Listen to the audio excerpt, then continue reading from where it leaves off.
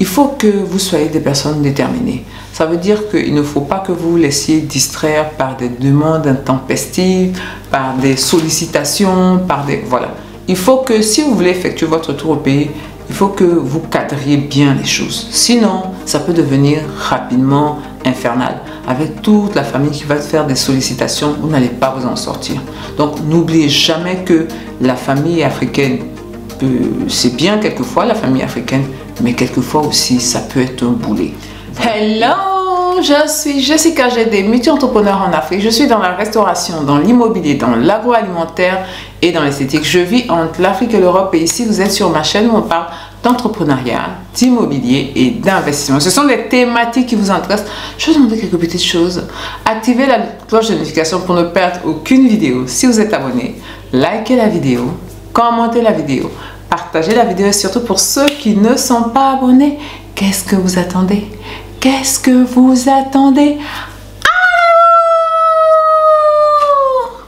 Mais malheureux, aujourd'hui, on va parler du retour au pays. Voilà, on va parler du retour au pays. Ma vidéo précédente, j'avais parlé de la situation qui prévaut en France. Voilà, qui prévaut en France et un peu partout également en Occident. Hein. Voilà, les difficultés de la vie font que ça commence à être vraiment compliqué pour les populations locales là-bas. Et donc, ça a un impact sur les populations africaines qui vivent là-bas. Donc, j'avais demandé, j'avais proposé, j'avais suggéré aux populations africaines, Afrique subsaharienne, hein, qui vivent là-bas, d'avoir de plus que jamais l'Afrique à cœur, de plus que jamais penser à un éventuel retour au pays. Voilà, il faut que ce soit... ça ne veut pas dire que bon, ça doit se faire en urgence, tout ça. Non, non, on n'en est pas encore là. Mais... il faut être prévoyant. Voilà, c'est vraiment de la prévoyance. Il faut être prévoyant. Et donc, par rapport à ça, aujourd'hui, on va parler de comment effectuer son retour au pays de manière gagnante. Voilà, 100% gagnante. Voilà, si vous faites ça, vous aurez un bon retour au pays. Voilà, vous aurez, parce qu'il y a malheureusement beaucoup de personnes qui veulent faire leur retour au pays, mais qui ne savent pas comment procéder. Il y a beaucoup de personnes qui ont fait leur retour au pays de manière désordonnée. Et donc, ça ne s'est pas très bien passé. Et donc, avec cette mauvaise publicité, cette contre-publicité-là, bah, quand les autres voient ça, c'est difficile pour beaucoup de penser qu'on va effectuer un retour au pays parce qu'on a vu que pour beaucoup de personnes, ça n'a pas fonctionné. Voilà. Mais si ça ne fonctionne pas, c'est aussi par rapport à comment les personnes effectuent leur retour au pays. Voilà, comment les personnes effectuent leur retour au pays. Donc, c'est hyper important de suivre, voilà, les différents éléments, les différentes étapes que je vais vous suggérer pour que effectivement, vous fassiez un excellent retour au pays.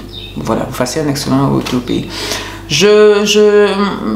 Avant de commencer avant d'entrer dans le vif du sujet, je vais vous conter, je vais vous relater une petite anecdote. Il y a quelques jours de cela, j'étais avec une de mes voisines. Voilà, j'ai des appartements dans un coin quelque part là-bas. Là. Donc, j'ai une de mes voisines qui, elle a une maison, elle fait une grosse maison avec piscine, tout et tout. Et elle vit en Europe. Voilà, ma voisine là, elle vit en Europe. Donc, je l'ai vue, et automatiquement, bah, évidemment, la discussion du moment, donc je lui ai demandé. Elle est africaine, hein. Elle est africaine, elle est mariée à un Européen, architecte, c'est des cadres moyens, tout et tout. Cadres supérieurs, même pas moyens. Voilà, donc ils gagnent très bien leur vie. Voilà, ils gagnent très bien leur vie. Voilà, et donc, bah, je lui ai demandé, je dis, ah, mais qu'est-ce qui se passe, tout ça, tu as vu ton pays, tout ça. Et à ma grande surprise, la dame a commencé, d'abord, elle regarde ses news. Déjà, tu comprends. Elle regarde ses news. Elle regarde. Moi-même, attends, je regardais ces news, ils ont failli aussi me lobotomiser, mais après, je les ai dribblés. Elle regarde ces news. Et c'est elle m'a dit que, bah, là, elle ne pouvait pas. Le premier tour, là, des législatives, elle n'allait pas voter, mais le deuxième, elle allait. Et ça allait être entre le Front National et puis Macron. Elle est noire, hein. Et ensuite, dans la discussion, je dis, Ah ouais, quand même.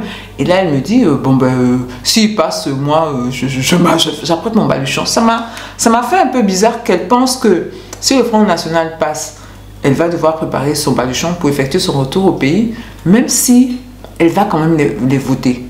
Elle va quand même les voter. Elle est à Paris, donc elle m'explique comment c'est terrible là-bas.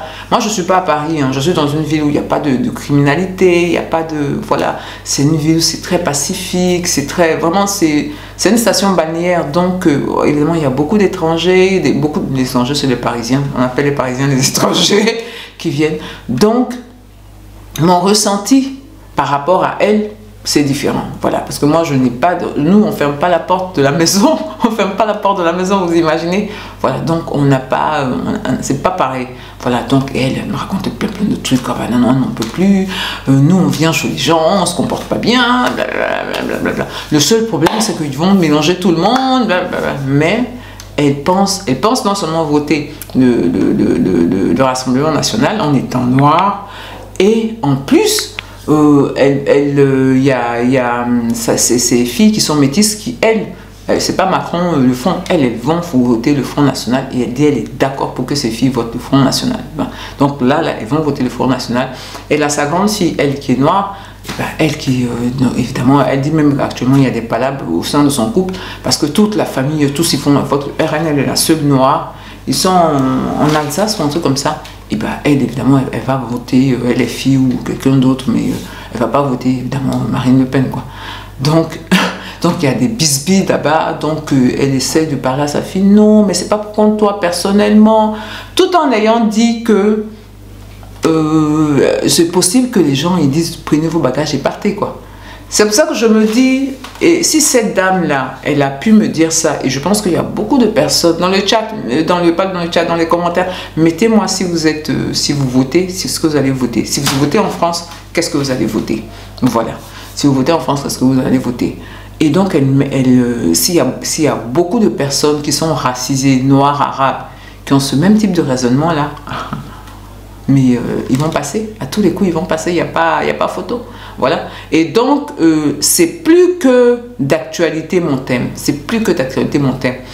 Comment effectuer son retour au pays, un retour au pays gagnant? La première des choses à faire, là maintenant, vous avez plein de possibilités d'investissement indirect, voilà. Vous avez au niveau des sociétés ici, les sociétés, je vais citer par exemple, vous pouvez rentrer dans le club de Jean-Yves, il y a d'autres personnes aussi, des personnes qui sont sur YouTube, même des sociétés privées qui font pas des appels à capital parce que ça c'est autre chose, voilà, mais qui vous permettent soit de gérer des taxis, de gérer des Airbnb, ce genre de trucs. Il faut que vous trouviez, même en étant en Europe, des moyens de pouvoir avoir de l'argent dans les pays où vous voulez aller. C'est la première des choses. C'est la première des choses. Il faut que vous trouviez des moyens d'avoir de l'argent dans les pays où vous voulez aller. Ça peut passer par des investissements indirects, voilà, ou des investissements directs avec différentes personnes sérieuses qui sont au pays. Voilà, c'est la première des choses. La deuxième des choses, il faut que vous effectuez des fréquents séjours dans vos pays d'origine pour prendre le pouls, parce que ça aussi, la façon de fonctionner ici est absolument différente avec la façon de fonctionner dans les pays européens, dans les pays occidentaux.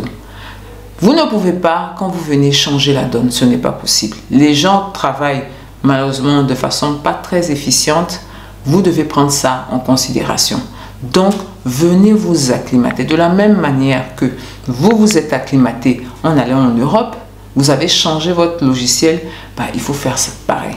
Il faut faire pareil, il faut venir ici, voir au niveau de l'animation comment ça fonctionne, comment vous pouvez tirer votre épingle de tout ce fonctionnement-là.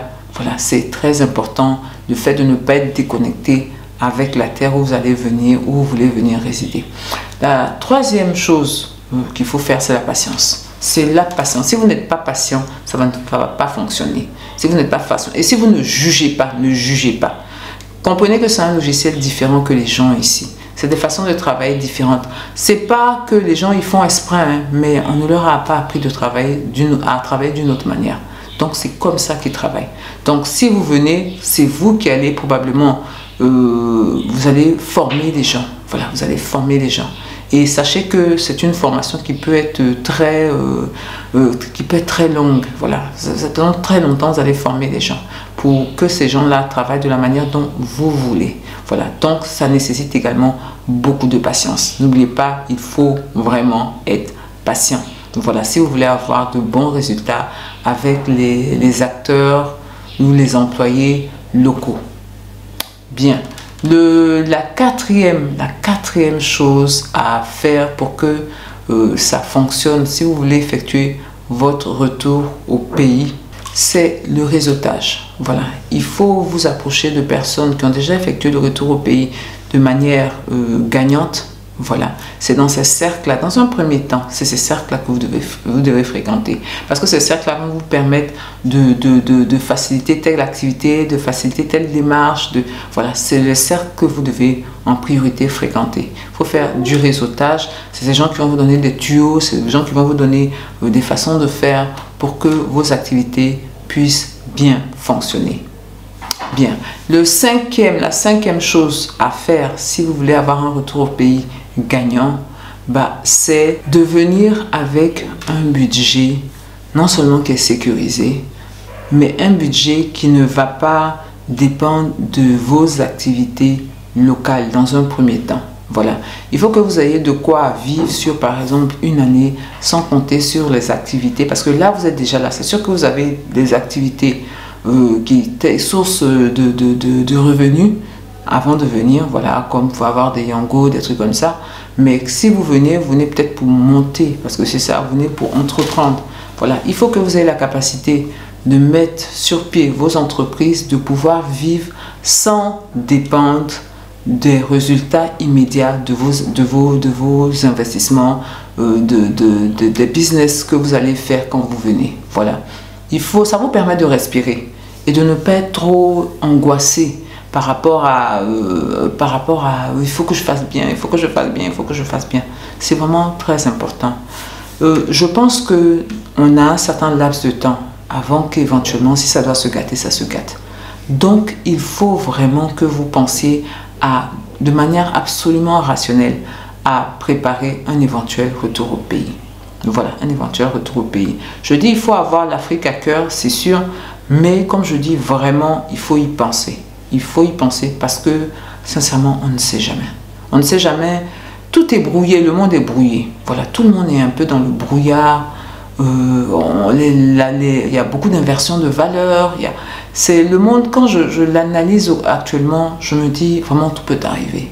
Je n'ai jamais eu ce besoin, ce ressenti très fort là, que tout peut arriver et tout peut basculer.